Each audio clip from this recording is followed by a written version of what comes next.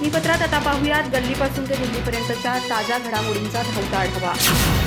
देशातील एलपीजी सिलेंडरच्या मुद्द्यावरून आता सत्ताधाऱ्यांमध्येच मतभेद असल्याचं चित्र समोर येत असल्याची टीका राष्ट्रवादी काँग्रेसच्या खासदार सुप्रिया सुळे यांनी केली।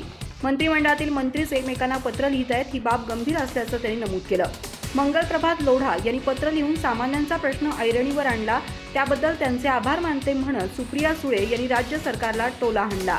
आता मुख्यमंत्र्यांनी केंद्राशी बोलावं, केंद्र सरकारनं वस्तुस्थिती स्पष्टपणे मांडावी अशी मागणी त्यांनी केली। एलपीजी सारख्या महत्त्वाच्या विषयावर सरकारमध्ये समन्वयाचा अभाव दिसत असल्याचं त्यांनी सूचित केलं। जगभरात सुरू असलेल्या युद्धजन्य परिस्थितीची जाणीव असल्याचंही सुळे यांनी स्पष्ट केलं। देशावर संकट ओढवल्यास विरोधक म्हणून आम्ही जबाबदारीनं वागू असं त्यांनी सांगितलं। मागील आठवड्यात गृहमंत्री अमित शहा आणि संरक्षण मंत्री राजनाथ सिंह यांनी बोलवलेल्या सर्वपक्षीय बैठकीतही त्यांनी सहकार्याची भूमिका मांडल्याचं नमूद केलं। देशहिताच्या प्रश्नांवर राजकीय मतभेद बाजूला ठेवणं आवश्यक असल्याचं त्यांनी अधोरेखित केलं। जर देश अडचणीत असेल तर आम्ही सरकारसोबत उभं राहण्यास तयार आहोत असं सुळे म्हणाल्या। मात्र अशा संवेदनशील विषयांवर सरकारनं पारदर्शक भूमिका घेणं गरजेचं असल्याचं त्यांनी सांगितलं। एलपीजी सारख्या दरवाढीपासून ते पुरवठ्यापर्यंतच्या सर्व बाबींवर स्पष्टता हवी असं त्यांनी ठामपणे मांडलं। सरकारनं नागरिकांपुढे खरी परिस्थिती मांडावी अशी मागणी त्यांनी पुन्हा एकदा केली आहे। नाशिकमधील भोंदूबाबा अशोक खरात प्रकरणामुळे राज्यभरात खळबळ उडालेली असतानाच आता या प्रकरणाला नवं राजकीय वळण मिळाले। सामाजिक कार्यकर्त्या तृप्ती देसाई यांनी विधान परिषद सदस्य नीलम गोरे यांच्यावर गंभीर आरोप करत मोठा गौप्यस्फोट केलाय। गोरे या गेल्या काही वर्षापासून अशोक खरातच्या संपर्कात होत्या आणि राजकीय फायद्यासाठी त्याला भेटत असल्याचा दावा देसाईंनी केलाय। या आरोपांमुळे राजकीय वर्तुळात जोरदार चर्चा सुरू झाली आहे। तृप्ती देसाई यांच्या मते नीलम गोरे या मागील 5 ते 6 वर्षापासून खरातकडे जात होत्या। त्यांनी आमदारकी किंवा मंत्रिपदासाठी त्याची मदत घेतल्याचा आरोपही त्यांनी केला। अनेक विषयांवर स्पष्ट भूमिका घेणाऱ्या गोरे या खरात प्रकरणावर शांत का आहेत असा सवाल उपस्थित करत देसाईंनी त्यांच्या आणि खरातमधील संबंधांवर संशय व्यक्त केलाय।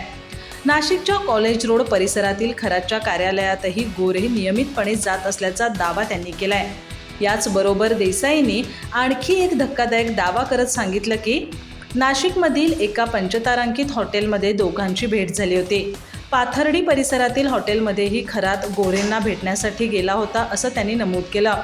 या भेटीमागे काही आर्थिक व्यवहार होते का किंवा इतर काही संबंध होते का याची चौकशी होणं आवश्यक असल्याचं देसाईंनी स्पष्ट केलं। तसंच 39 आमदारांपैकी गोरे या खरातला भेटायला जात होत्या असा आरोपही त्यांनी केलाय। तृप्ती देसाई यांनी पुढं म्हटलंय की गोरे या भविष्य जाणून घेण्यासाठी खरातकडे जात होत्या। ज्या कार्यालयात अनेक महिलांवर अत्याचार झाल्याचे आरोप आहेत त्याच ठिकाणी गोरे गेल्यानं या प्रकरणाची गंभीरता वाढते असं त्यांनी सांगितलं। गेल्या 7 ते 8 वर्षांपासून गोरे यांची खरातची ओळख असल्याचा दावा करत त्यांनी या संपूर्ण प्रकरणाची सखोल चौकशी करण्याची मागणी केली आहे। राज्य महिला आयोगाच्या माजी अध्यक्षा रुपाली चाकणकर यांनी भोंदू अशोक खरात प्रकरणाचा तपास करणाऱ्या एसआयटी पुढे हजर राहण्यास टाळाटाळ सुरू केली आहे। आज त्यांची या प्रकरणी चौकशी होण्याची शक्यता होती, पण त्यांनी महिला असल्यामुळे प्रवास करण्यास असमर्थ असल्याचं नमूद करत ही चौकशी टाळली आहे। सामाजिक कार्यकर्त्या अंजली दमानिया यांनी चाकणकरांनी दिलेलं कारण अत्यंत विक्षिप्त आणि क्षुल्लक असल्याचा आरोप केलाय। रुपाली चाकणकर या भोंदू अशोक खरातच्या शिवनिका ट्रस्टवर सदस्य आहेत। त्यांच्यावर भोंदू खरातचं प्रकरण दाबण्यासाठी पोलिसांवर दबाव टाकल्याचाही आरोप आहे। हे प्रकरण चव्हाट्यावर आल्यानंतर त्यांना प्रथम राज्य महिला आयोग आणि त्यानंतर सत्ताधारी राष्ट्रवादी काँग्रेसच्या महिला प्रदेशाध्यक्ष पदाचा राजीनामा द्यावा लागला। त्यानंतर आता या प्रकरणाचा तपास करणाऱ्या एसआयटीनं त्यांना चौकशीसाठी समन्स बजावले होते। त्यानुसार आज त्या चौकशीसाठी हजर राहणं अपेक्षित होतं, पण त्यांनी चौकशीसाठी हजर राहणं टाळलं, त्यामुळे त्यांच्या हेतूवर संशय व्यक्त केला जातोय। सामाजिक कार्यकर्त्या अंजली दमानिया यांनी चाकणकरांवर हल्ला चढवत चौकशीला गैरहजर राहण्यासाठी फार किरकोळ कारण दिल्याचा दावा केलाय। त्या म्हणाल्या, रुपाली चाकणकरांना एसआयटीनं समन्स बजावला होता, पण आता कळतंय की त्या एसआयटी पुढे जाणार नाहीत। त्यासाठी त्यांनी कारण एवढं क्षुल्लक आणि विक्षिप्त दिलंय की मी एक महिला आहे आणि मला प्रवास करायला त्रास होईल। हे कारण नक्कीच असू शकत नाही, कारण याच रुपाली चाकणकरांना आपण तिथं अनेकदा जाताना पाहिलंय। त्यांच्या भाषणाचे व्हिडिओ पाहिलेत, त्यांचे पदरानं पाय पुसतानाचे व्हिडिओ पाहिलेत, केक खातानाचे व्हिडिओ पाहिलेत। शिवसेनेचे नेते संजय राऊत यांनी अलीकडील घडामोडींवर प्रतिक्रिया देताना विरोधकांच्या कार्यक्रमांना उपस्थित राहण्याबाबत भूमिका स्पष्ट केली आहे। आदित्य ठाकरे हे कंबोज यांच्या घरी झालेल्या एका शुभकार्याला अल्प वेळासाठी उपस्थित होते। यावरून सुरू झालेल्या चर्चांना त्यांनी उत्तर दिलं। एखाद्या व्यक्तीच्या घरी आनंदाचा कार्यक्रम असेल तर तिथं जाण्यात गैर काहीच नाही असं राऊत यांनी सांगितलंय। तसंच विरोधकांच्या कार्यक्रमात सहभागी झालो तरी आमचे वैचारिक मतभेद कायम राहतात, हे त्यांनी स्पष्टपणे नमूद केलं. यावेळी त्यांनी सामाजिक आणि सांस्कृतिक मूल्यांचा संदर्भ देत आपली भूमिका अधिक स्पष्ट केली. राजकीय मतभेद असले तरी मंगल प्रसंगी कटुता बाजूला ठेवून उपस्थित राहणं ही आपली परंपरा आहे, असं ते म्हणाले. कोणत्याही राजकीय मतभेदांपेक्षा मानवी नातेसंबंध आणि संस्कृतीला प्राधान्य देणं आवश्यक असल्याचं त्यांनी अधोरेखित केलं. त्यामुळं अशा कार्यक्रमात उपस्थित राहणं हे राजकीय तडजोड नसून सामाजिक कर्तव्य असल्याचंही त्यांनी सांगितलं. दरम्यान खासदार फुटीच्या चर्चावरही राऊत यांनी ठाम प्रतिक्रिया दिली. आमचे 9 खासदार आहेत आणि पुढील निवडणुकीपर्यंत ते एकत्रच राहतील असा विश्वास त्यांनी व्यक्त केला. देशातील राजकारणात पारदर्शकता कमी झाल्याची टीका करत त्यांनी भाजपवरही निशाणा साधला. आमच्या खासदारांना फोडण्याचे प्रयत्न करण्यापेक्षा त्यांनी त्यांच्या स्वतःच्या अडचणींकडे लक्ष द्यावं असा टोला राऊत यांनी लगावला. मंत्रालयातील उच्चपदस्थ अधिकाऱ्यांचे भोंदू अशोक खराशी संबंध असल्याचे पुरावे द्या, असं जाहीर आव्हान राज्याचे महसूल मंत्री चंद्रशेखर बावनकुळे यांनी काँग्रेस नेते विजय वडेट्टीवार यांना दिलंय. विजय वडेट्टीवार यांनी आपल्याकडील पुरावे सरकार किंवा तपास यंत्रणेला द्यावेत. त्यांनी माझ्याकडेही याची साधी तक्रार करावी, माझं त्यांना खुलं आव्हान आहे, असं ते म्हणाले. काँग्रेस नेते विजय वडेट्टीवार यांनी राज्यातील उच्चपदस्थ अधिकाऱ्यांचे भोंदू अशोक खराशी संबंध असल्याचा आरोप करून एकच खळबळ उडवून दिली आहे. अशोक खराचे मंत्रालयातील काही उच्चपदस्थ अधिकाऱ्यांशी संबंध होते. एवढंच नव्हे तर तो या अधिकाऱ्यांना एकमेकांच्या पत्नींसोबत संबंध ठेवण्याचाही सल्ला देत होता. या प्रकारामुळे समाजात संतापाची लाट उसळली असून या प्रकरणाची सखोल चौकशी करण्याची गरज आहे, असं ते म्हणाले. पत्रकारांनी आज नागपुरात याविषयी मंत्री चंद्रशेखर बावनकुळे यांना छेडलं असता त्यांनी उपरोक्त आव्हान दिलं. चंद्रशेखर बावनकुळे म्हणाले, माझे विजय वडेट्टीवार यांना खुलं आव्हान आहे. त्यांनी माझ्याकडे साधी तक्रार द्यावी. मी एका अधिकाऱ्याबद्दलचे ट्विट वाचले आहे. त्यांच्याकडे काही पुरावे असतील तर असा नुसता भोंगा वाजून काही होणार नाही. त्यांना खरी चौकशी हवी असेल तर त्यांनी सरकार, तपास यंत्रणा किंवा मुख्यमंत्र्यांना तसं कळवलं पाहिजे. त्यात कोणत्या अधिकाऱ्याचा समावेश आहे याचा पर्दाफाश केला पाहिजे. त्यावर सरकार योग्य ती कारवाई करेल, पण केवळ माध्यमांना बाईट देऊन प्रसिद्धी मिळवायची असं करू नये. अशोक खराचे प्रकरण अत्यंत संवेदनशील आहे. भाजपची काँग्रेस व्हायला लागली तर राष्ट्रीय स्वयंसेवक संघ कट्टर हिंदुत्व बाळगणाऱ्या 10 भाजप उभ्या करू शकतो, असा खणखणीत इशारा ज्येष्ठ अभिनेते शरद पोंक्षे यांनी सत्ताधारी भाजपला दिलाय. आम्हाला कुणीच हरवू शकत नाही, आता आम्हीच आहोत या अहंकारात भाजपने राहू नये, असंही ते यावेळी म्हणाले. शरद पोंक्षे नागपूर इथं राज्य सरकारच्या सांस्कृतिक कार्य संचालनालयाच्या वतीने आयोजित 3 दिवसीय रामस्मरण व्याख्यानमालेचं द्वितीय पुष्प गुंफताना भारत एक हिंदू राष्ट्र या विषयावर बोलत होते. रेशीम बागेतील महर्षी व्यास सभागृहात हा कार्यक्रम झाला. ते म्हणाले, पंतप्रधान नरेंद्र मोदी यांच्या नेतृत्वातील सरकारमुळे आज हिंदू धर्माला चांगले दिवस आले.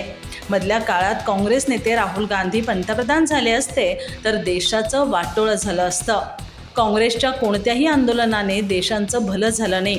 त्यांच्या कोणत्याही आंदोलनामुळे देशाला स्वातंत्र्य मिळालं नाही. मुळात हा पक्षच ब्रिटिशांनी स्थापन केलाय. शरद पोंक्षे यांनी यावेळी मनुस्मृती जाळणाऱ्यांनी ती वाचली नसल्याचाही दावा केला.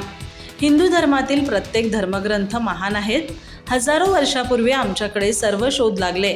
मोठमोठ्या आजारांची माहिती आमच्या धर्मग्रंथांमध्ये नमूद आहे. पण मेकॉलेच्या शिक्षण पद्धतीने आमचा धर्म, संस्कृती आणि परंपरांचा अभ्यास करू न देता केवळ गुलाम केला. मनुस्मृतीमध्ये कोणालाही दुय्यम वागणूक दिली नाही. ती जाळणाऱ्यांनी वाचली नाही. वाचली असती तर ते जाळूच शकले नसते, असं ते म्हणाले. उपमुख्यमंत्री सुनेत्रा अजित पवार यांनी पुणे जिल्ह्याचं पालकमंत्रीपद स्वीकारल्यानंतर आपला मित्रपक्ष असणाऱ्या भाजपला पहिला झटका दिलाय. त्यांनी पुण्यातील महाराष्ट्र प्रदूषण नियंत्रण मंडळाचे उपप्रादेशिक कार्यालय बारामती इथं स्थलांतरित केलंय. यामुळे पुणे जिल्ह्यातील औद्योगिक क्षेत्राची सूत्र पुण्याऐवजी बारामतीच्या हातात गेली आहेत. या कार्यालयामुळे महायुतीमधील सत्ताधारी राष्ट्रवादी काँग्रेस आणि भाजपमध्ये वाद होण्याची शक्यता व्यक्त केली जाते. यासंबंधीच्या वृत्तानुसार महाराष्ट्र प्रदूषण नियंत्रण मंडळाची पुणे विभागात उपप्रादेशिक कार्यालय 1 आणि 2 तथा प्रादेशिक प्रयोगशाळा ही कार्यालये आहेत. पुण्याच्या वाकडेवाडी येथील जोग सेंटरमध्ये ही कार्यालय आहेत. त्यापैकी उपप्रादेशिक कार्यालय हे आता बारामती येथील भिगवण रस्त्यावरील यश प्राईम या इमारतीत हलवण्यात आलंय. या कार्यालयाच्या माध्यमातून महाराष्ट्र राज्य औद्योगिक विकास महामंडळाच्या औद्योगिक वसाहती तथा महापालिकेच्या क्षेत्रातील औद्योगिक वसाहतींचं कामकाज पाहिलं जातं. त्यामुळे उपमुख्यमंत्री सुनेत्रा पवार यांनी पुण्याचं पालकमंत्रीपद स्वीकारल्यानंतर हा मोठा निर्णय घेऊन भाजपला झटका दिल्याची चर्चा राजकीय वर्तुळात रंगली आहे. MIDCच्या बोर, जेजुरी, सासवड, बारामती, इंदापूर, दौंड या तालुक्यांसह मालेगाव नगरपंचायतीच्या क्षेत्रात औद्योगिक वसाहती आहेत. या परिसरात तब्बल 5172 लहान मोठे उद्योग आहेत.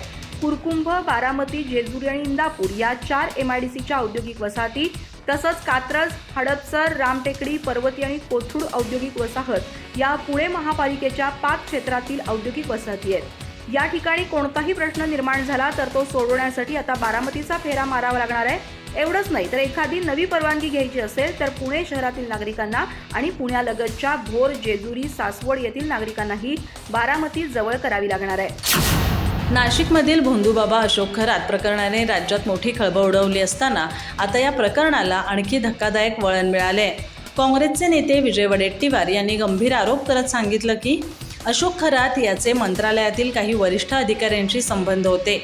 इतकंच नव्हे तर तो या अधिकाऱ्यांना एकमेकांच्या पत्नींसोबत संबंध ठेवण्याचा सल्ला देत असल्याचा दावा त्यांनी केलाय.